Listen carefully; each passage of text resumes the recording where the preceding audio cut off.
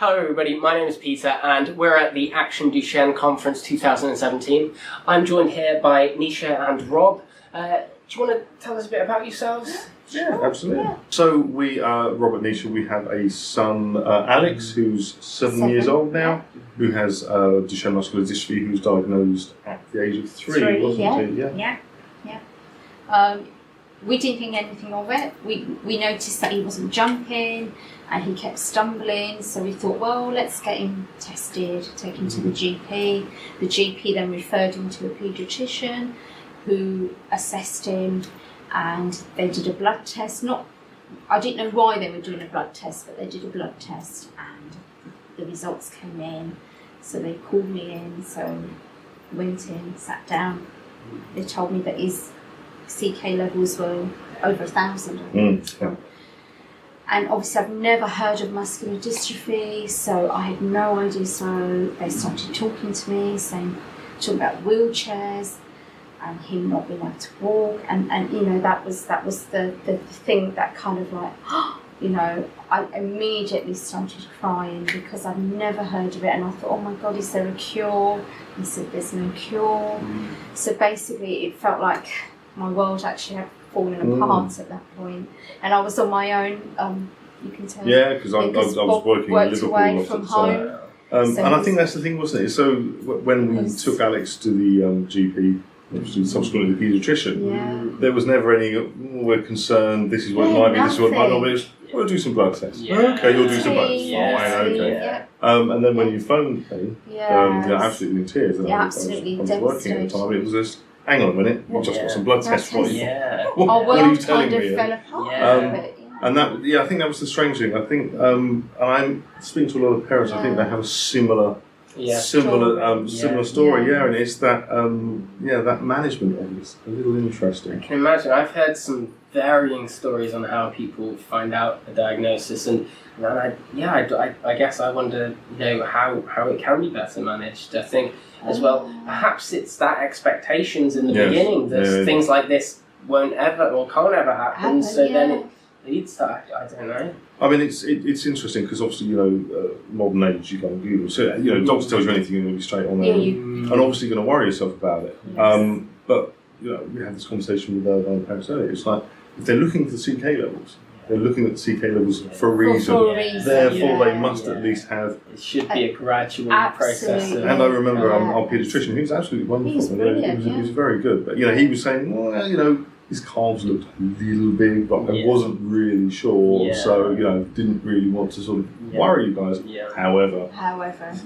So, I mean, how do you do it? I don't know, because obviously you're going to worry some parents and give them good news at the end of it, which is probably a better way of doing it, I would have thought. And just tell you that this is what it is, and so I think it felt like our world had fallen apart, really, to be honest with you. Completely. I think I cried for a week. I kind of grieved, to be honest with you. I grieved, like, for Alex, for the child, for what I wanted for him. It felt like it was not going to happen, you know. So I grieved for that week, and I cried. And then after that, I think we kind of, like, we've got to just make the best, his life the best we can make it.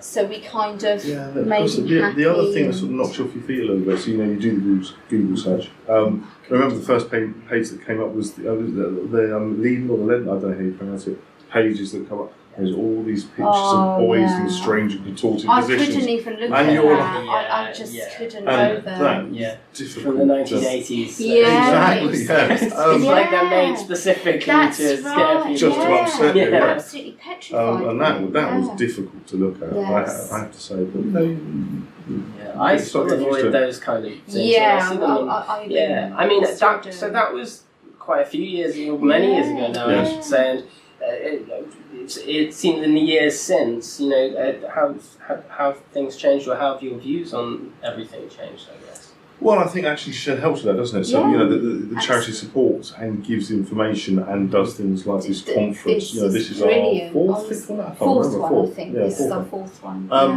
And these things are brilliant. So you get to talk to other parents and share your experiences, but you also get the clinical information and what's going on out there.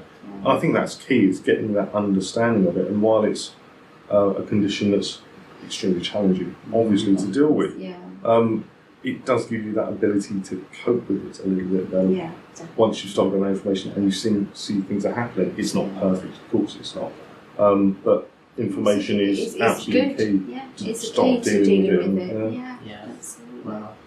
And I guess finally, like, what advice would you give to other parents or families that are on a similar journey? Speak to other parents that are going through it. I mean, I'm sure a lot of people have said the same thing. Yeah. Speak to the charities. Action Duchenne is one of them. There are, there are other ones out there. Families but I think it's that, don't shut yourself off. Which is very easy to do. It is very easy to do. It's that you want to hide from the world, but talking to other families, talking to charities, and getting information and understanding it, and realising you're not alone. Yeah. Yes, it's a rare disease, but as we know, there are unfortunately a lot of boys with it, and a lot of people going through it. Therefore, share your experiences. Absolutely. Wow. Thank you guys. Oh, and thank you. thanks. Thank you. Thank you.